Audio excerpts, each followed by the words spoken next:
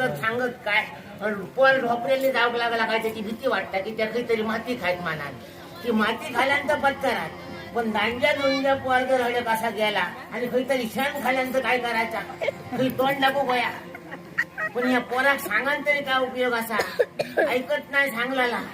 येदा होता आणि आऊस बापूस मेले समाजाला थैसून नानाचा मोठा मी केलाय 2 महिन्याचा होता मी विचार करी आता या पोराक जगवायचा कसा म्हणून शेजाऱ्यापासून गायचं दूध घेऊन ये गायचं दूध त्याला देऊक लागले